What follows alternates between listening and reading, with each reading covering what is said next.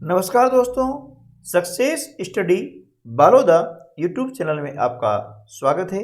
आज के इस वीडियो में हम 8th ग्रेड अभ्यास पुस्तिका कक्षा 8 विषय गणित के अंतर्गत अध्याय 2 के प्रश्नों को हल करना सीखेंगे।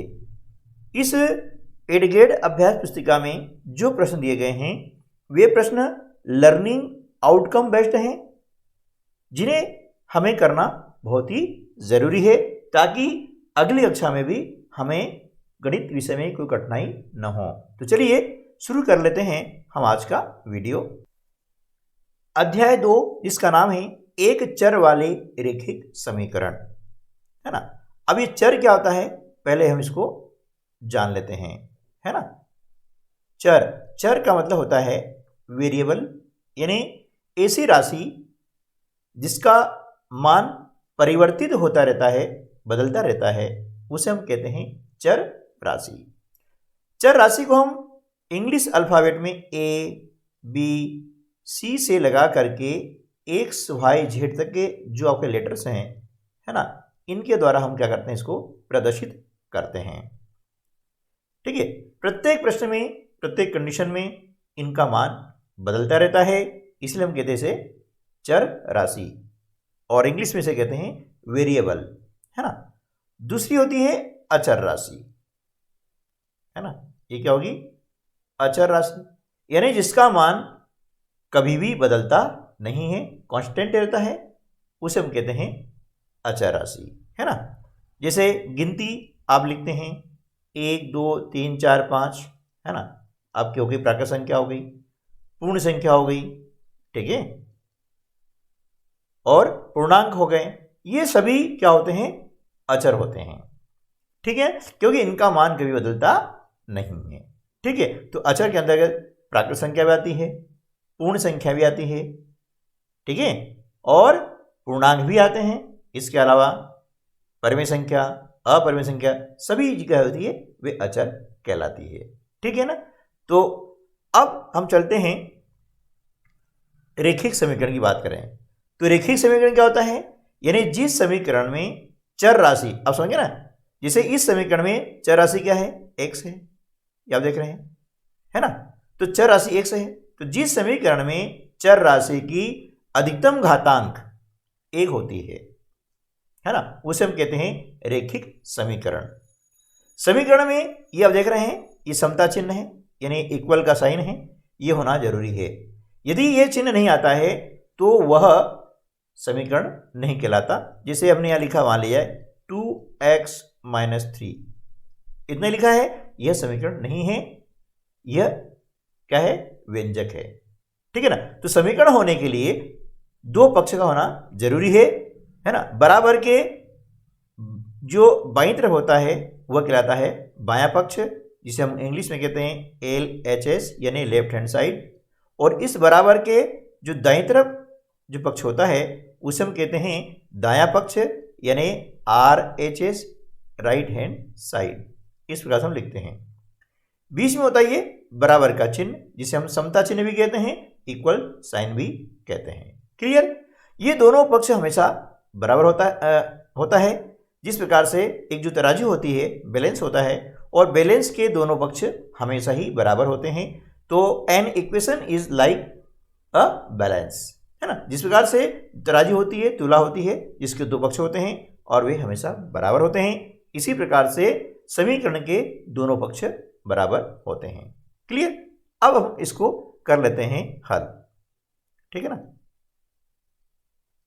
अब देखिए कि यहां पर इस समीकरण में दोनों पक्षों में चर राशि आपको दी गई है, तो हमें करना क्या है कि उस चर राशि को एक जगह हमें व्यवस्थित करना है, अरेंज करना है, ठीक है ना। अब इसके लिए क्या करना पड़ेगा कि इस x को जब हम लाते हैं बाएं पक्ष में, तो इसे बोलते हैं पक्षांतर करना, यानी पक्ष बदलना, है ना। पक्षांतर मतलब दाएं पक्ष से इसे हम लाएंगे बाएं पक्ष में। तो जब पक्ष बदलता है तो उसमें कुछ चेंजेस होते हैं, परिवर्तन होते हैं। वे परिवर्तन क्या होते हैं? देखिए, वे परिवर्तन होते हैं इनकी संक्रियाओं में, यानी इनके जो साइन होते हैं, चिन्ह होते हैं, उनमें होते हैं कि यदि पक्ष बदलते हैं तो प्लस वाली संख्या है वो हो जाती है माइनस, माइनस वाली हो जाएगी प्लस, और जो संख्या है गुणा की क्रिया कर रही है वह पक्ष बदलने पर भाग की क्रिया करेगी, और भाग की क्रिया करने वाली संख्या है ना या पद वह जो है गुणा की क्रिया करने लगेगा। ये होते हैं पक्षांतर। ठीक है, अब यहां पर हम देख रहे हैं कि समान जो पद हैं उनको हम एक पक्ष में रखेंगे, है ना। इस x को हम ला रहे हैं बाएं पक्ष में, तो हम लिखेंगे 2x। अब देख रहे हैं x कैसा है, पॉजिटिव है, धनात्मक है, इसके आगे कोई चिन्ह नहीं है, मतलब बाएं तरफ कोई चिन्ह नहीं है, मतलब वह प्लस का चिन्ह है, तो इसका हम पक्ष बदल रहे हैं इसलिए प्लस का हो जाएगा माइनस, है ना, ये लिखा। अब उसके बाद में क्या करेंगे कि -3 को हम ले आएंगे दाएं पक्ष में, है ना। तो अब यहां हम देख रहे हैं कि यहां लगा हुआ आपका बराबर का चिन्ह लगा दिया हमने। दाएं पक्ष में कितना बचा हुआ था 2, ये लिख दिया 2। अब -3 को हम करते हैं पक्षांतर। क्या करते हैं, पक्षांतर, है ना, ये पक्षांतर यानी ट्रांसपोजिशन। ओके, ये जब पक्षांतर करते हैं तो ये होते परिवर्तन, प्लस का माइनस, माइनस का प्लस, मल्टीप्लाई का डिवाइड और डिवाइड का मल्टीप्लाई हो जाता है। तो हम देख रहे हैं यहाँ पर -3 है, इसका पक्षांतर करेंगे तो क्या हो जाएगा +3। क्लियर है ना। अब 2x में से हम 1x, यहाँ गुणांक कुछ नहीं है तो वह 1 होता है, तो 1x घटा देते हैं तो कितना बचेगा 1x, 1 हम लिखते नहीं है, तो बराबर 2 और 3 दोनों क्या करेंगे हम प्लस कर देंगे, जोड़ देंगे, तो 2 और 3 कितना हो जाता है 5 हो जाता है। तो यहाँ पर हमारा आंसर आ जाएगा, है ना, x = 5। ठीक है ना, ये हमारा आंसर हो गया है। क्लियर है ना। उम्मीद है कि प्रश्न आपको समझ में अच्छे से आ गया होगा। तो चलिए कर लेते हैं नेक्स्ट क्वेश्चन। निम्न समीकरण को हल कीजिए और अपने उत्तर की जांच भी कीजिए, है ना। हमें उत्तर की जांच भी करनी है, तो पहले इसको हम कर लेते हैं हल। ठीक है ना, क्या करेंगे, हल करेंगे। तरीका वही है कि देखेंगे दोनों पक्षों में देख रहे हैं कि यहां पर z है और यहां पर भी z है। z क्या हो गई, चर राशि हो गई, यानी वेरिएबल हो गया। ठीक है ना। तो जब चर राशि वाले पदों को क्या करेंगे, हम एक ही जगह पर व्यवस्थित कर लेते हैं, अरेंज कर लेते हैं। तो 2z को हम क्या करेंगे, ले जाएंगे कौन से पक्ष में, बाएं पक्ष में। यह वो कहलाएगा ना, ये कहलाएगा आपका बायां पक्ष और ये कहलाता है आपका दायां पक्ष। ठीक है ना। तो हम यह लिखेंगे 4z, यहाँ +2z है ना, धन का चिन्ह लगा हुआ है 2z के आगे। इसका हम कर रहे हैं पक्षांतर, तो प्लस से क्या हो जाएगा माइनस, ये -2z बराबर, यहाँ क्या बचा हुआ है 6 बचा हुआ है, लिखा। अब यह क्या है +3 है ना, +3। अब +3 का हम करेंगे ट्रांसपोजिशन यानी पक्षांतर, तो प्लस का हो जाता है -3। समझ आ रहा ना, ये +3 है तो पक्षांतर करने पर, पक्ष बदलने पर -3 हो जाएगा। क्लियर हो गया। चलिए इसको हल कर लेते हैं। 4z में से 2z माइनस करते हैं, कितना बचेगा 2z, ये लिखा हमने 2z बराबर 6 में से 3 माइनस करेंगे तो बचेगा 3। क्लियर। अब z के साथ में 2 कौन सी क्रिया हो रही है, इन दोनों बीच में गुणा की क्रिया हो रही है, कोई चिन्ह नहीं है ना, मतलब गुणा की क्रिया है। इसका नाम ही है z का गुणांक 2 है, मतलब 2 क्या रहा है, गुणा की क्रिया कर रहा है ना। ये हम पहले पिछले कक्षा में पढ़ चुके हैं। तो इसका जो पक्षांतर करेंगे, क्योंकि हमें हमेशा चर राशि का मान ज्ञात करना होता है और चर राशि के साथ में जो राशि है उसका हमें करना होता है पक्षांतर। 2 यहाँ पर गुणा की क्रिया कर रहा है, पक्षांतर करना पड़ेगा भाग की क्रिया, भाग यानी डिवाइड, डिवाइड यानी बटे में, इस प्रकार से। ठीक है ना। तो z बराबर क्या हो जाएगा 3/2, ये आपका आंसर हो जाएगा। ओके, z बराबर 3/2। क्लियर। चलिए नेक्स्ट क्वेश्चन। अगला प्रश्न है, हल कीजिए 5x धन 7/2 बराबर 3/2x ऋण। यहां पर हम देख रहे हैं कि दोनों पक्षों में आपके लिए चर राशि यहां पर दी हुई है ना। तो इसे हम हल करेंगे, और चर राशियों को हम क्या करेंगे कि एक ही पक्ष में व्यवस्थित कर लेते हैं। तो देखिए यहाँ लिखा हमने 5x, ठीक है ना। यहाँ पर कोई चिन्ह नहीं है, मतलब धन का चिन्ह है, आपको ध्यान रखना है। जब पक्ष बदल रहे हैं तो धन का हो जाता है ऋण, है ना, क्या हो जाएगा ऋण 3/2, है ना, 3/2x बराबर क्या बचा -14, है ना। ये धन है, पक्षांतर करने पर हो जाता है ऋण 7/2। क्लियर है, इतना समझ आया ना कि हमने क्या किया। सबसे पहले जो समान पद होते हैं, है ना, चर राशि पद होते हैं, उनका हम कर लेते हैं समूहीकरण, यानी किसी एक पक्ष में इसको ले जाते हैं। ठीक है, तो यहां देखा हमने x वाला पद क्या है, चर राशि वाला पद है, तो हमने एक जगह कर लिया है। अचर राशि है, उनको हमने एक जगह व्यवस्थित कर लिया है। अब क्या करेंगे, देखिए इसका बटा कुछ नहीं मतलब 1 लगा लेते हैं, यहां पर भी बटे कुछ नहीं मतलब 1 लगा लेते हैं। जिसका बटा कुछ नहीं होता है वहाँ बटे में हम लिखते हैं 1, ठीक है ना। अब 1 और 2 का हम निकालते हैं एलसीएम, इस प्रकार से कितना आएगा 2 आएगा। 1 का भाग लाया, है ना, 2 में 2 बार जाता है। 2 का गुणा करते हैं 5x में, है ना, तो 2 पंजे 10। इसको भले चाहो जैसा ले सकते हैं, ये 2 गुणित 5x, एक स्टेप और हम मतलब जो है लिख सकते हैं इसे, माइनस है, ये माइनस हो गया। अब 2 का भाग लाया 2 में, 1 बार जाता है। 1 का गुणा करेंगे हम किसमें 3x में, इस प्रकार से हम लिख सकते हैं सीखने के लिए, है ना। अब इसी प्रकार से दाएं पक्ष में भी 1 और 2 का निकालते हैं एलसीएम, यानी लघुत्तम समावर्ती 2 आता है। 1 का भाग लाया 2 में, 2 बार जाएगा, तो ये 2 का गुणा हम किसमें करते हैं ऋण 14 में, है ना, ये अंश है ना, इसमें गुणा करेंगे। माइनस है तो हमने माइनस यहाँ पर चिन्ह लगा दिया है।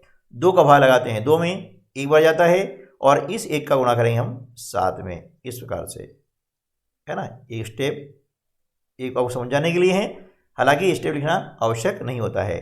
तो 5 दूनी 10x आ गया, तो 10x माइनस 1 का गुणा करेंगे 3 में, तो हो जाएगा 3x बटे 2 बराबर 2 का गुणा करते हैं -14 में, तो ये हो जाएगा -28 माइनस 7 एकम 7, इस प्रकार से बटा 2 हो जाएगा, ठीक है ना, है ना। 10x में से 3x माइनस करेंगे तो कितना आ जाएगा 7x बटे 2 बराबर, यहाँ पर समान चिन्ह है ना, तो समान चिन्ह जुड़ते हैं और चिन्ह वही आता है, यानी ऋण 28 और ऋण 7 दोनों जुड़ करके हो जाते हैं ऋण 35, है ना, बटे 2। क्लियर। चलिए अब इनका कर लेंगे हम तिर्यक गुणा, यानी तिरछा गुणा करते हैं, जिसे व्रज गुणन भी कहते हैं, क्रॉस मल्टीप्लिकेशन भी कहते हैं। तो 2 का गुणा करते हैं, इसका गुणा इसमें हो जाएगा और इसका गुणा इसमें हो जाएगा। तो 2 का गुणा करते हैं 7x में, तो होता है 14x बराबर ऋण 35 में 2 का गुणा करने पर हो जाता है ऋण 70, ठीक है ना। तो x बराबर क्या हो जाएगा, मैं यहाँ लिख देता हूँ ताकि आपको अच्छे समझ में आ जाए। तो x बराबर हो जाएगा कितना -70 बटे 14, है ना। अब देख रहे हैं यहाँ पर कि 14 के साथ में x लगा हुआ है, यानी 14x है, तो 14 और 1 के बीच में गुणा की क्रिया हो रही है, पक्षांतर करने पर भाग की क्रिया होगी, यानी बटे में चला जाएगा।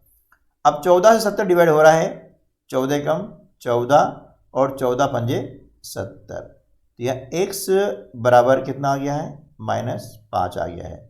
ये आपका हो जाएगा आंसर, ठीक है ना, क्या हो जाएगा ये आंसर। लेकिन ठीक है ना, ये आपका आंसर आ गया। अब इसके हम जो है जांच भी कर सकते हैं कि एक समान दोनों पक्षों में रख करके उसको हल करेंगे तो दोनों पक्षों का मान बराबर आना चाहिए, है ना। तो उसकी हम जांच भी कर सकते हैं। चलिए जांच कैसे करते हैं ये भी हम समझ लेते हैं कि किसी भी प्रश्न की, है ना, प्रश्न कोई सा भी हो, समीकरण कोई सा भी हो, उसकी हम जांच कर सकते हैं। और जांच करने का तरीका वही है कि लेफ्ट हैंड साइड और राइट हैंड साइड दोनों बराबर होना चाहिए। तो चलिए हम यहाँ पर लिख लेते हैं 5x धन 7/2 है ना बराबर 3/2x मतलब 3x/2 ऐसा लिख दें, एक ही बात है -14। तो देखिए यहाँ पर 5 गुणित x है, x के मान हमने रखा -5 धन 7/2, ठीक है ना। पहले सॉल्व कर लें तो 5 से गुणा करेंगे -5 में तो हो जाएगा -25 बटे कुछ नहीं 1 है धन 7/2, 1 और 2 का एलसीएम निकाला 2 आया, 1 का भाग लगाया 2 में 2 बार जाता है, 2 का गुणा -25 पे करने पर आ जाता है -50 धन 2 कम 2 और 1 7 7, एक प्लस है एक माइनस है, देख रहे हैं ये माइनस है ये प्लस है। तो जब असमान चिन्ह होते हैं तो वहाँ पर घटाव क्रिया होती है और चिन्ह आता है बड़ी संख्या का, यानी 50 में से 7 माइनस करेंगे तो आ जाएगा 43/2 यानी -43/2 आ जाएगा। अब देखते हैं ये आपका आ गया है लेफ्ट हैंड साइड, ठीक है ना।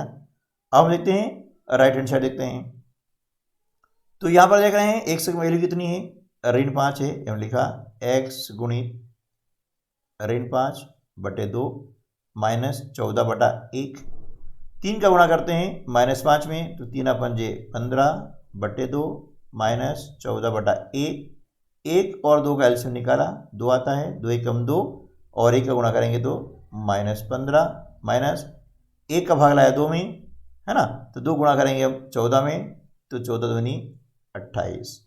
अब दोनों समान चिन्ह हैं, समान चिन्ह जुड़ते हैं और चिन्ह वही आता है, वही मतलब ऋण का है तो ऋण आ जाएगा, धन का हो धन आ जाएगा। 28 में हम 15 जोड़ते हैं तो आता है 43 यानी 43/2। हम देख रहे हैं कि यहाँ पर भी -43/2 आया है और राइट हैंड साइड में भी -43/2 आया है, यानी left hand side is equal to right hand side, है ना, दोनों साइड बराबर हैं।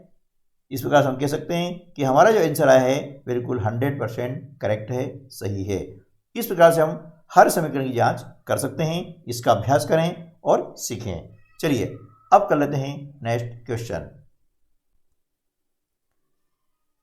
प्रश्न क्रमांक 4 हल कीजिए। इसे भी हमें हल करना है, सॉल्व करना है। कैसे करेंगे, हम यहाँ करते हैं इसका सॉल्यूशन, है ना। तरीका देख रहे हैं आप, देखिए लेफ्ट हैंड साइड में x बराबर 4/5 ब्रैकेट में x + 10, ठीक है ना। देखिए अब यहाँ पर दो चीज़ हैं, इसको दो प्रकार से हल किया जा सकता है। पहला प्रकार यह है कि 4/5 का गुणा हम दोनों में करें, है ना, यानी वितरण गुण का प्रयोग करें। हम पहले सीख चुके हैं, है ना, कि योग में वितरण गुण का कैसे प्रयोग करेंगे, है ना, गुणन का वितरण रूप। तो इसके कर सकते हैं। दूसरा तरीका यह है कि यहाँ पर आप देख रहे हैं कि 4/5 जो है ये हर है कितना 5 है, इसका हम पक्षांतर करके भी इसको कर सकते हैं, ठीक है ना। तो दो प्रकार से हम इसको हल कर सकते हैं। चलिए पहला हम ये करने की कोशिश करते हैं। तो x बराबर जो है 4/5 गुणा करते हैं x में, तो ये हो जाता है 4x/5 हो जाता है, धन, है ना, 4/5 गुणा करेंगे किसमें 10 में। तो चलिए इसको हम लिख लेते हैं इस प्रकार से, ये गुणित 10, ठीक है, इस प्रकार लिखेंगे। अब 5 से डिवाइड करेंगे, 5 एकम 5 और 5 दूनी 10, तो x बराबर जो आ जाएगा आपका 4x/5 धन 4 दूनी 8/1, ठीक है ना, 8/1 आ गया है। चलिए अब क्या करेंगे, इसका बटे कुछ नहीं है मतलब 1 लिखा जाता है और इन दोनों का हम निकालेंगे एलसीएम। तो इसकी अगली जो स्टेप बनेगी वो इस प्रकार बन जाएगी, x/1 बराबर 5 और 1 का एलसीएम निकालते हैं तो 5 आता है, 5 में 5 का भाग लगाया 1 बार जाएगा, 1 का गुणा करेंगे 4x में तो 4x, धन 1 का भाग लगाते हैं 5 में, 5 बार जाएगा, 5 का गुणा करेंगे 8 में, 5 8 40, ठीक है। अब हम करेंगे इसका क्रॉस मल्टीप्लिकेशन, है ना, क्रॉस मल्टीप्लिकेशन यानी तिरे गुणा। 5 का गुणा करेंगे x में तो यहाँ हो जाएगा 5x बराबर 1 का गुणा करेंगे 4x धन 40 में, तो 1 का गुणा करने पर हम जानते हैं कि संख्या वही की वही यहाँ पर आ जाती है, ये आ गई। ठीक है ना। अब इसको मैं ऊपर कर लेता हूँ ताकि आपको अच्छे से समझ में आ जाए। अब चर राशि को हम एक ही पक्ष में व्यवस्थित कर लेते हैं, यानी 5x ऋण 4x बराबर 40। ठीक है, 5x में से 4x हम घटाते हैं तो बचता है 1x, और एक गुणांक हम लिखते नहीं है, तो x बराबर आपका आंसर क्या आ जाएगा, 40 हो जाएगा। ठीक है, अब इसकी हम जांच भी कर लें कि क्या यह हमारा आंसर है वह सही है या नहीं है। तो देखिए हम लेते हैं पहले लेफ्ट हैंड साइड, तो अब देख रहे हैं कि यहाँ पर 40 है, तो ये 40 आ ही रहा है। अब यहाँ पर राइट हैंड साइड में हम देखते हैं तो 4/5 x वैल्यू कितनी है, 40 गुणित धन 10। ठीक है ना, तो 4/5 40 और 10 जोड़ा कितना हो गया, 50। ये लिखा हमने 50, 5 से डिवाइड किया 10 बार, 10 चौके 40। हम देख रहे हैं यहाँ पर कि दोनों ही पक्षों में देखिए 40 आ रहा है, यानी left hand side is equal to right hand side, दोनों साइड बराबर है, इसलिए हमारा उत्तर ये बिल्कुल सही है। क्लियर। इस प्रकार से हमारे आंसर की हम जो है जांच भी कर सकते हैं आसानी से, और इसे प्रैक्टिस करें और सीखें। क्लियर। चलिए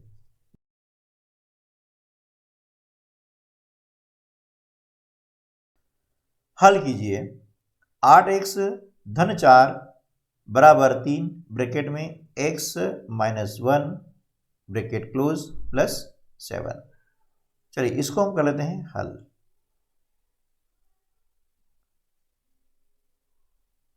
8x धन 4 बराबर, है ना, कोष्टक के पहले कितना है, 3 है, इसका अर्थ हुआ कि 3 का गुणा x माइनस 1 में हमें करना है। 3 का गुणा करते हैं x में, तो हो जाता है 3x माइनस 3 एकम 3 धन 7। ठीक है ना।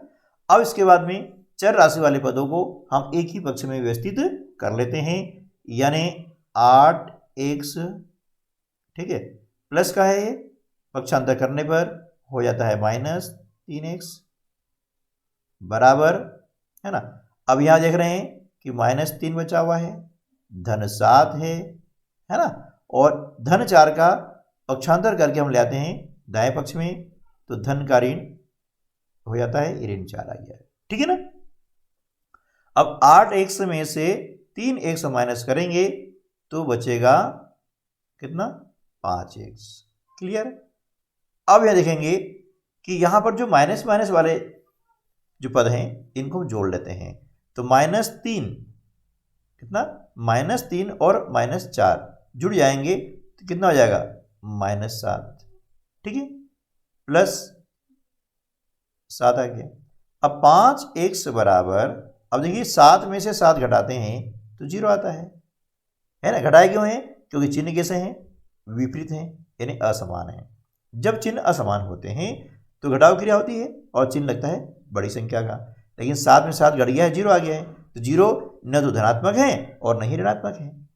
ठीक है ना। चलिए तो अब x की वैल्यू कितनी हो जाएगी, x बराबर 0/5, यानी x बराबर हो जाएगा 0, है ना, क्योंकि 0 में किसी भी संख्या का भाग लगाते हैं तो उसका आंसर हमेशा 0 ही आता है। ये आपका हो जाएगा आंसर। प्रश्न क्रमांक 6 हल कीजिए। 6x धन 1/3 बराबर x माइनस 3/6। चलिए इसको हम हल कर लेते हैं, है ना। देखिए 6x धन 1/3 बराबर x माइनस 3/6। जब इस प्रकार के प्रश्न आते हैं तो हम क्या करते हैं, इनका करते हैं तिर्यक गुणा, मतलब तिरछा गुणा, है ना। इसे हम व्रज गुणन भी कहते हैं, यानी 6 का गुणा किसमें करेंगे हम, इसमें, ठीक है ना, और 3 का गुणा इसमें। तो हम पहले लिख लेते हैं कि 6 गुणा इसमें करना है, तो हम लिखेंगे 6 इसको लिख लेंगे ब्रैकेट में 6x धन 1, है ना, ऐसा, बराबर। अब 3 का गुणा करना है तो 3 लिखा, किस में करना है, x माइनस 3 में करना है। ये पूरा जो है हमने यहाँ पर लिख दिया। क्लियर हो गया? तो ये स्टेप लिख लें। अब क्या करेंगे, 6 का गुणा करेंगे 6x में और 1 में करेंगे। तो पहले हम क्या करते हैं, ये 6 का गुणा करते हैं इसमें 6x में, तो कितना हो जाएगा 36x, ठीक है ना। प्लस का चिन्ह है, हमने प्लस लगा दिया है। अब 6 का गुणा वापस करेंगे इसमें 1 में करते हैं, तो 6 कम 6, इस प्रकार से, ठीक है ना। इसी प्रकार से यहाँ पर भी 3 का गुणा करेंगे x माइनस 3 में, तो पहले क्या करेंगे 3 का गुणा कर दो भैया x में, ये आपका हो गया 3x, माइनस का चिन्ह है, माइनस लगा दिया। अब 3 का गुणा फिर करेंगे हम 3 में, तो 3 तिया 9, आ गया समझ में? क्लियर हो गया ना। चलिए अब वही स्थिति आ गई है जो कि हम पहले हल कर चुके हैं, है ना, कि चर राशि को हमें क्या करना है कि एक ही पक्ष में व्यवस्थित करना है पक्षांतर के द्वारा। तो यहाँ पर क्या हो जाएगा 36x प्लस का ये हो जाएगा माइनस 3x, है ना, बराबर यहाँ क्या बचा माइनस 9 बचा है, ठीक है ना। अब ये कितना है प्लस 6 है, धन का 6 है ना, तो इसका जो पक्षांतर करेंगे तो धन का क्या हो जाएगा ऋण 6। ये ध्यान रखना है, जिस पद का हम पक्षांतर करते हैं चिन्ह उसी का बदलेगा। क्लियर? चलिए अब 36x में से 3x हमने माइनस कर दिया, तो बचा कितना 33x, बराबर। अब दोनों माइनस है, समान चिन्ह है, तो समान चिन्ह जुड़ते हैं और चिन्ह वही आता है। माइनस है तो माइनस आ गया। अब 9 में 6 जोड़ दो भैया, कितना हो गया 15, ये आ गया।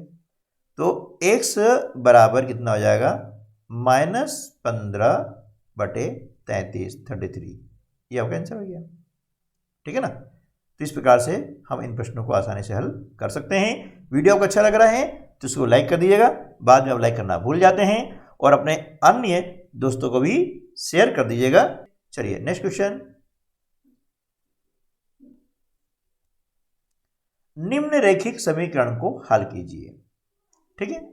तो चलिए इसको हम हल कर लेते हैं।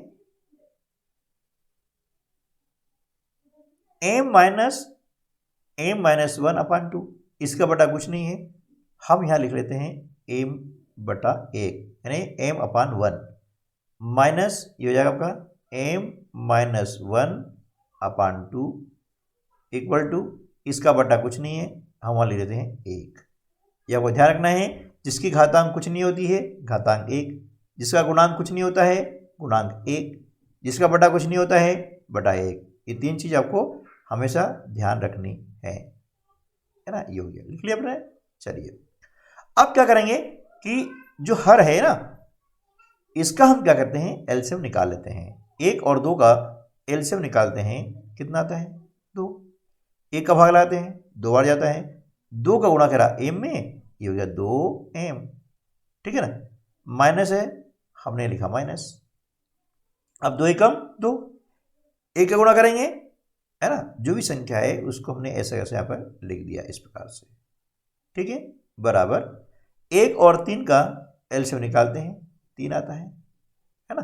1 का भाग लगाया 3 में, 3 बार जाएगा, 3 एकम 3 माइनस 3 एकम 3, 1 का गुणा करते हैं a-2 में, इस प्रकार लिख दिया हमने। क्लियर? चलिए तो यह लिखा हमने 2m माइनस, ध्यान रखिएगा जब भी कोष्टक के बाहर माइनस का चिन्ह हो तो कोष्टक के अंदर जो चिन्ह है ना वो बदल जाते हैं। प्लस है तो माइनस, माइनस है तो प्लस, ये ध्यान रखना है। तो ये क्या हो जाएगा m+1, है ना, ये माइनस था ना, ये हो गया प्लस बटे 2, ठीक है, बराबर। इसी प्रकार से हम आगे लिखते हैं 3 माइनस m, कोष्टक के पहले माइनस है तो माइनस का हो जाएगा प्लस। क्यों हो जाता है? क्योंकि यहां पर हम देख रहे हैं कि ब्रैकेट के बाहर जो चिन्ह होता है इसका अंदर के चिन्हों से गुणा होता है, तो समान चिन्ह गुणा धन होता है, इसलिए ये धन हो जाता है, प्लस हो जाता है। क्लियर? ऐसा। अब में से m घटा दिया, बचा आपका m धन 1, है ना, बटे 2, बराबर अब ये भी प्लस है, ये भी प्लस है, दोनों जुड़ जाता है, 3 और 2 हो जाते हैं 5, तो 5 माइनस m बटे 3, ठीक है ना। अब कर लेते हैं हम तिरछा गुणा, यानी तिर्यक गुणा से कहते हैं। 3 का गुणा करेंगे इसमें, इस वाले पद में, और 2 गुणा करेंगे इस वाले पद में। क्लियर। तो 3 का गुणा इस प्रकार से लिखते हैं, 3 का गुणा करना है दोनों में, m+1 में, ऐसे लिख लो पहले ताकि गलती ना हो। 2 का गुणा कर रहे हैं हम किसमें, 5 माइनस m में, ठीक है ना। अब गुणा यहाँ पर कर लेते हैं ताकि आपको अच्छे समझ में आ जाए। देखिए 3 ब्रैकेट में क्या है, m+1 is equal to 2 bracket 5 minus 1 bracket close, है ना। अब 3 का गुणा करेंगे इसमें, पहले m में करेंगे तो कितना हो जाएगा, 3m, ठीक है। प्लस का चिन्ह है, हमने लगाया प्लस। अब 3 का गुणा करेंगे इसमें करेंगे, 1 में करेंगे, 3 एकम 3, क्लियर, बराबर। 2 का गुणा करते हैं 5 में, 2 पंजे 10, माइनस है, हमने लिखा माइनस, फिर 2 गुणा करते हैं m में, तो ये हो जाता है 2m, क्लियर। चलिए अब समान जो चर राशि वाले पद हैं उनको हम किसी भी एक पक्ष में व्यवस्थित कर लेते हैं। तो -2m का हम करते हैं पक्षांतर, तो यहाँ पर माइनस का हो जाए क्या, प्लस, ये हो गया 2m बराबर क्या बचा, 10। अब धन 3 को हम ले जाएंगे दाएं पक्ष में, है ना, तो धन का हो जाएगा ऋण, इस प्रकार से, है ना। तो 3m और 2m कितने हो गए, 5m बराबर 10 में से हमने 3 को माइनस कर दिया, बचा 7, तो m बराबर कितना हो जाएगा, 7/5। ये आपका आंसर आ गया, क्लियर। उम्मीद है ये प्रश्न आपको अच्छे समझ में आ गया होगा। तो चलिए कर लेते हैं नेक्स्ट क्वेश्चन। अगला प्रश्न है, हल कीजिए। तो सारे समीकरणों को हमें हल ही करना होता है, सॉल्व करना होता है ना। देखिए x/2 minus 1/5 is equal to x/3 plus 1/4, ठीक है। तो इसको हम पहले इस प्रकार से लिख लेते हैं, x/2 minus 1/5 is equal to x/3, है ना, प्लस 1/4। दोनों के हर जो है 2 और 5, इसका हम जो क्या करेंगे, एलसीएम निकालेंगे। तो 2 और 5 का एलसीएम निकालते हैं तो 10 आता है, ठीक है। 2 का भाग लाया 10 में, 5 बार गया जाता है, 5 गुणा x में करेंगे तो यहाँ पर हो जाएगा 5x, माइनस 5 का भाग आया 10, 2 बार जाएगा, 2 का गुणा 1 में करेंगे तो 1 2, क्लियर। चलिए इसी प्रकार से यहाँ पर हम 3 और 4 का एलसीएम निकालते हैं तो आता है 12, 3 का भाग लाया 12 में, 4 बार जाता है, और 4 गुणा करते हैं x में तो यह हो जाता है 4x, प्लस 4 का भाग लाया 12 में, 4 तिया 12 और 3 एकम 3, ठीक है ना। अब यहाँ कर लेंगे तिर्यक गुणा, 12 गुणा किस में करते हैं, ये वाले पद में करते हैं, बताइए आपको, और 10 गुणा करेंगे इस वाले पद में। तो पहले हम इसको लिख लेते हैं इस प्रकार से, 12 ब्रैकेट में 5x माइनस 2 बराबर 10 लिखा हमने, इसका गुणा किया हमने 4x धन 3 में, ठीक है। 12 गुणा करते पहले 5x में तो आता है 12 पंजे 60x, माइनस है, हमने लिखा माइनस, फिर 12 का गुणा करते हैं 2 में तो 12 दूनी 24, क्लियर। चलिए 10 का गुणा करेंगे 4x में, 10 चौके 40x, है ना, प्लस का चिन्ह है, हमने प्लस लगा दिया है, फिर 10 का गुणा करेंगे हम 3 में तो 10 तिया 30, ठीक है ना।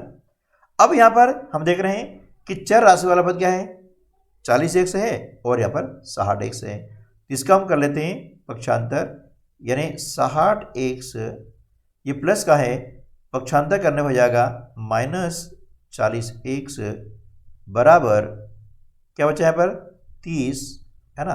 ये -24 है, जब इसका हम करते हैं पक्षांतर तो माइनस का हो जाएगा +24, ठीक है ना। अब इसको यहाँ कर लेते हैं, है ना।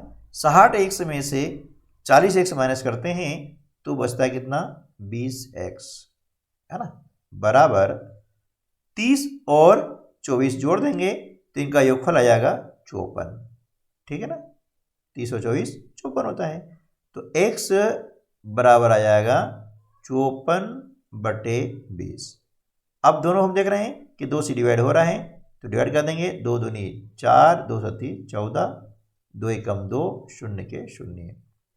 तो x बराबर आ जाएगा 27/10। ये आपका आंसर आ गया।